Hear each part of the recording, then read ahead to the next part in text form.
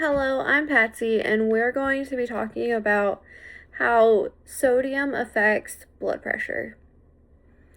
Nearly half of the U.S. adult population has hypertension, with 4 in 10 adults with hypertension being unaware that they have hypertension. Fewer than 1 in 4 adults with hypertension can achieve the recommended target blood pressure. Uncontrolled hypertension can lead to an increased risk of heart disease and stroke. Hypertension is a common problem that primary care providers must face. With nearly half of U.S. adults having hypertension, that means almost every other patient seen in a primary care office has hypertension. Excessive sodium intake is known to be linked to hypertension, and reducing salt intake is a way to decrease blood pressure. Reduction in sodium is difficult in the modern world due to the excessive amounts of sodium in processed foods. Supporting theoretical framework. The transition theory is a mid-range theory by Afaf Ibrahim Malise. This theory describes the concepts of roles, role transitions, role insufficiency, and role supplementation. A role transition requires an individual to incorporate new knowledge and alter their behavior, which results in change in the definition of themselves in their social context. There are multiple types of transitions theorized, including developmental, situational, and health illness. Role insufficiency is any difficulty in performing a role. The diagnosis of hypertension leads to a transition in role. Depending on the treatment prescribed by the health practitioner, the transition can look different for each patient. Some patients will make lifestyle changes, including exercise and a better diet, such as reduction in sodium intake. Others will have a transition to a life which includes taking medication every day to manage their blood pressure. For some people, this transition is easy, and for other people, the transition can feel like a change to their whole personality. Evidence to support an intervention of decreased sodium intake. A meta-analysis by Filippini and colleagues looks at the effects of sodium reduction on blood pressure. 85 trials were included in this analysis. The populations in these articles are adults ranging in age from 20 to 80 years of age, with most having a diagnosis of hypertension. Some trials used diet modification and others used supplementation to control the amount of sodium the patients in the trials were ingesting. The analysis of 85 trials found that sodium reduction does result in improvement of blood pressure.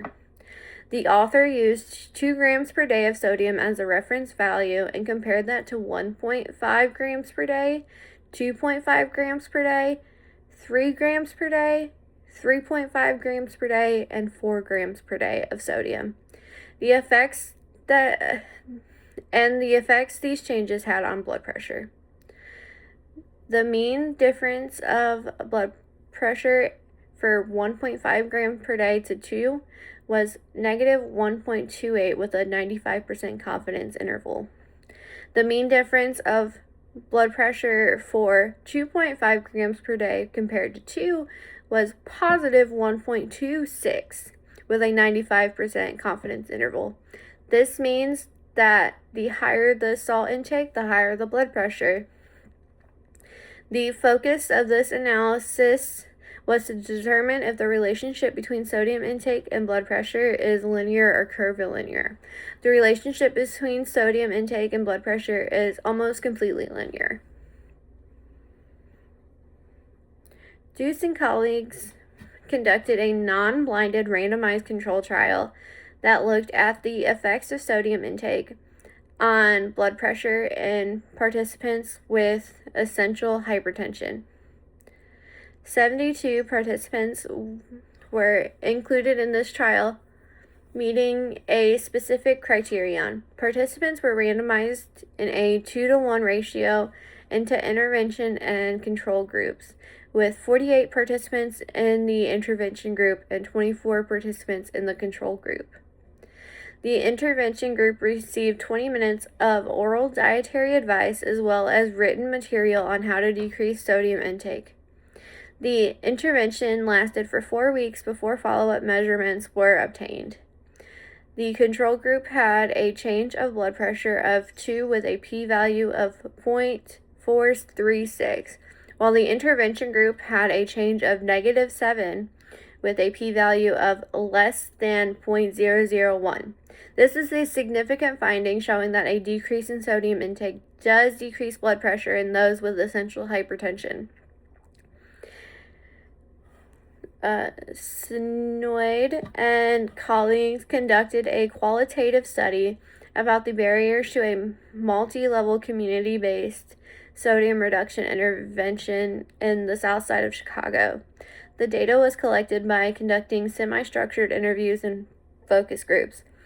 They interviewed 8 potential intervention recipients, 5 research ministry ambassadors, and 2 healthcare professionals, as well as 1 focus group with potential recipients and 3 focus groups of healthcare professionals. There were a total of 34 participants. Participants raised concern for difficulties with reading food labels and confusion over serving sizes. Participants suggested including more information to make the link between sodium intake and heart disease clearer. My implementation plan to run a trial over the intervention of decreased sodium. Participants for this trial will be patients diagnosed with hypertension that are seeking care for their hypertension. On the initial encounter with the participants, their blood pressure will be measured to get a baseline measurement. During this encounter, the participants will receive verbal instructions and written material to help follow the low sodium diet.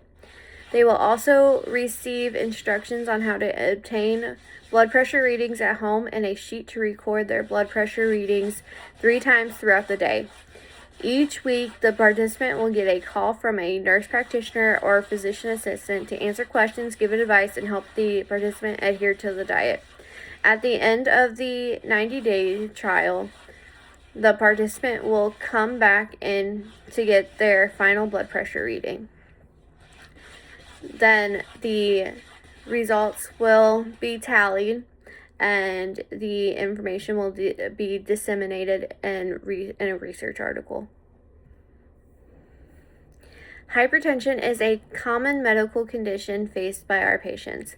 It is important that we have the proper tools to treat their condition. Treatment for hypertension should be multimodal, including non-pharmacological treatments or lifestyle changes, including a low-sodium diet, pharmacological treatments such as antihypertensives. Thank you.